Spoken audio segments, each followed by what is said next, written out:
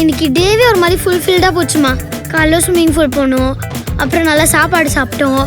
அது மட்டும் இல்லை, நம்ம வந்துட்டு மைசூர் ஜூலாம் போனோம்ல, நல்லா விளாக்லாம் எடுத்தோம். என்ன ஒரு விஷயம், கால் தாம்மா ரொம்ப வலிக்குது. ரூமுக்கு போய் தூங்கிடலாமா? ஏய், உங்களுக்கு டே ஃபுல்ஃபில்லா போச்சு, எனக்கு ஃபுல்ஃபில் பண்ண ஒரு சின்ன டச் வேணாமா? என்னது? அதுக்கு தான் உங்களை கூட்டிட்டு, நீங்க பார்க்கவே இல்லையா? அங்க பாரு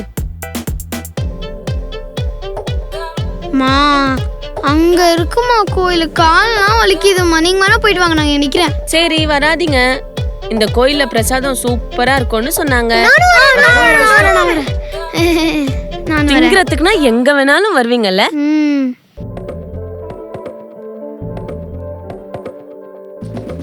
கோவிந்தா கோவிந்தா கோவிந்தா. இது கிருஷ்ணர் கோயில்ரா.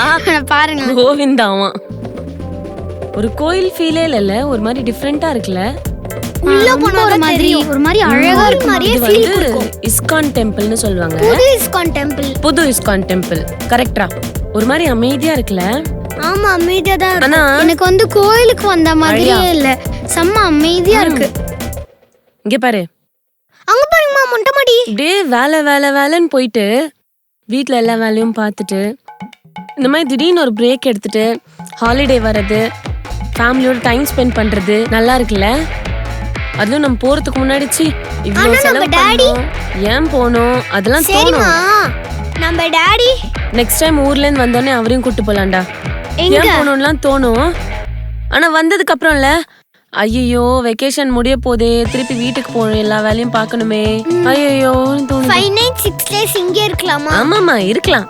அம்மா, நீங்க சொல்றது ஒரு மாதிரி காட்டுதாமா. இந்த வர்க் லைஃப்ல இருக்கும்போது திடீர்னு இந்த மாதிரி வந்தா இப்ப நீலாம் அதுக்கு கருத்தூசி போடுற, எதுக்கு மெசேஜ் கொடுக்குற? நல்லதுதான், செம்ம ரெஃப்ரெஷிங்கா இருக்குல்ல. அதாம்மா நானும் சொல்றேன், பக்கத்துல தான் குறுக்கு, வாங்க ஒரு 8 போயிட்டு வந்துருவோமே, இன்னும் ரொம்ப ரெஃப்ரெஷிங்கா இருக்கும். படி அப்பா. பாய் பாய். ஏய் ஏய் ஏய், ஓடாதீங்க.